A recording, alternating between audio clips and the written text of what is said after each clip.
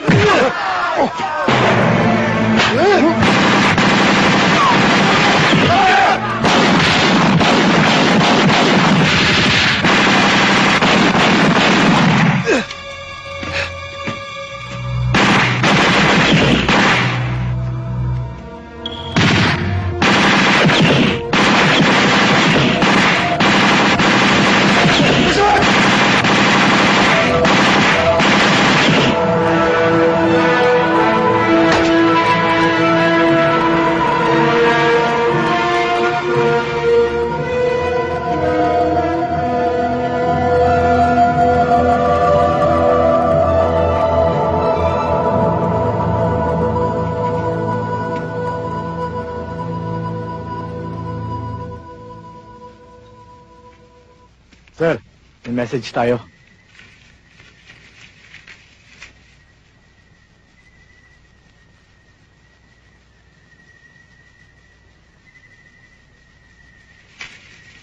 Gary!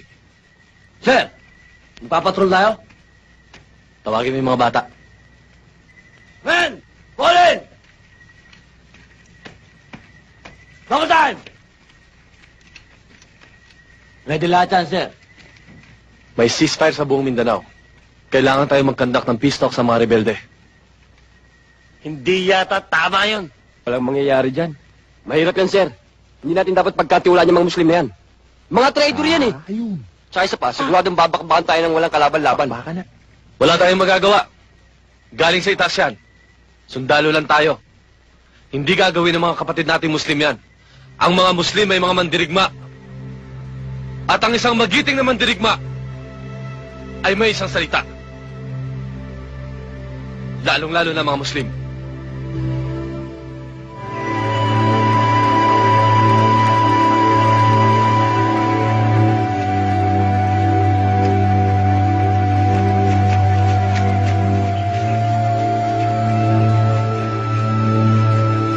Magandang araw po. Assalamualaikum. Tiniente ko po. Tiniente. Maganda nga po, no? Sana'y ito na ang daan tungo sa kapayapaan. At wakas ng digmaan dito sa Mindanao. Papalapit na si Commander Malik.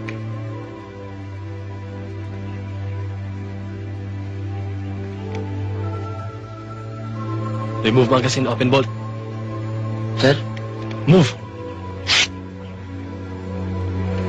Men! Release magazine! Open bolt!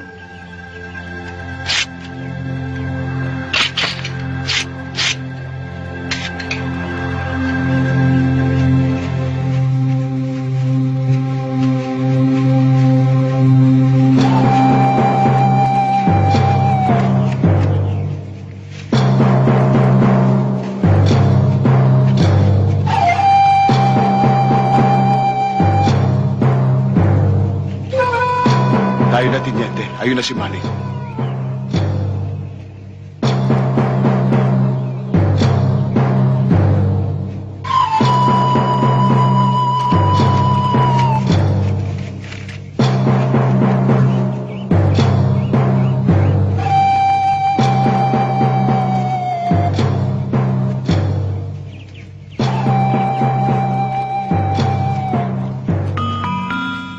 Ano mga buddy? Kamusta na kayo? Mabuti naman. Magandang araw sa'yo, Tiniente. Ganun din sa'yo, Commander. Mabuti naman at nakarating kayo sa lugar na ito ng maluwalhati. Commander, nais ko ipaalam sa'yo na makabubuti siguro magkaisa tayo tungo sa kapayapaan. Ayaw din namin na labanang ito. Labag din sa kalooban namin na makitang kapwa Pilipino nagpapatayan. Katulad ninyo, naghahangad din kami ng kapayapaan. Pero kayo at ang mga Kristiyano ang dahilan ng kaguluhan dito sa Mindanao. Ang Mindanao ay para sa mga Muslim, at kayo, alam niyong lahat na marami ng dayuhan ang nagtangka na sakupin ang bayang ito, pero hindi sila nagtagumpay. Ngayon, nakalulungkot na isipin, kapwa Pilipino pa ang nagiging kalaban namin mga Muslim. Bakit? Dahil kinakamkam ninyong mga Kristiyano ang lupaing ito. At yan ang aming pinaglalaban. Ang maibalik ang bawat lupang kinamkam ng mga Kristiyano sa mga Muslim. Kayo, ikaw, Teniente, ano ang inyong pinaglalaban? Wala kayong dahilan para tugisin kami para mga hayop sa aming mga sariling lupa. Wala kayong dahilan para patayin kami. Samantalang kami, ano? Nasa amin ang lahat ng dahilan para pagpapatayin kayo. Mga sundalo kami. At meron kami mga utos na sinusunod. May plano ang gobyerno para sa kaunlad ng Mindanao. Para sa kaunlaran ng bawat Pilipino. Oo, may plano ang gobyerno, pero hindi para sa lahat. Hindi para sa aming mga Muslim. Kundi para sa iilan lamang mayayamang politikong gusto maghari dito sa buong Mindanao. Mga politikong sakib. Tingnan mo, Teniente, kung sino nagmamayari ng malalaking lupain dito. Malalaking rancho dito. Mga umaabuso ng punong kahoy. Hindi ba kayo mga Kristiyano? At ang kapatagan, pinamumugaran ng mga Kristiyano. At kami mga Muslim, nasa kabundukan. Ultimong kaning isusubo na lang namin ay inaagaw pa ng gutom at hayok ng mga Kristiyanong politiko. Buddy, hindi ito personal na labanan ng mga Kristiyano at mga Muslim. Ito'y labanan ng mga prinsipyo. At kayong mga sundalo, hanggat nagpapagamit kayo sa nakatata sa inyo, sa mga taong may katungkulan sa politika, marami pang walang malay at walang kinalaman ng malalagas. Teniente, kaya kami bumaba at nakilaho sa usapang pangkapayapang ito ay upang maparating namin sa gobyerno kung anong dahilan kung bakit kami nakikipagdigmaan sa inyo. Makakaasa ka, Commander. Magandang araw sa iyo, Teniente.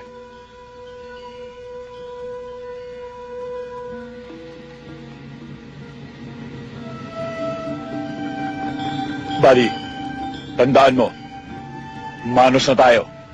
Sinagip mo ang buhay ng pamangkin ko, tinabla ko ang buhay mo. Pero sa susunod, kung magkakaroon man uli ng digmaan at magkrus ang ating landas, magkalaban pa rin tayo. Buti naman napadalaw kayo. Hindi ko nga maintindihan eh. Alam mo kasi ang alam ko ay natutulog lang ako. Itong mga paang to eh, para bang pinilit akong ilakad pupunta sa'yo. Nung idilat ko ang aking mga matay, nasa harap na kita. Para bang sinasabing, para tayo sa isa't isa. Kayo talaga mga sundalo. Eh sa bawat destino nyo, may asawa kayo eh. Sinaktan mo ng darling ko. Napakasakit mo magsalita. Wala akong asawa. Yan ang may asawa. Sabi mo, soldier! O yan, kapitan o. Ngayon alam mo na. Isang tanong, isang sagot. May boyfriend ka, wala? Meron na, buddy. Anong meron? Kaya umalis ka na. Bakit tayo nandito? Anong ginagawa natin dito? Ikaw lang naman ang may ginagawa dyan eh. Ako Naku, walang wala ginagawa tayo dito. Wala tayong ginagawa rito. Ibahag nyo na yung mga buntot nyo at umalis na kayo dito! Move! Move!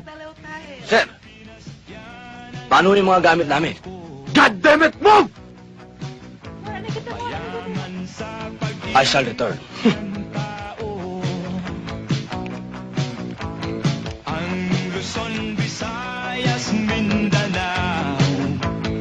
Alam mo, Linda, dito sa Basilan, walang pwede manligaw sa'yo kundi ako lang. Dahil sa akin ka magpapakasal. Mukha mong asawahin mo. Ah!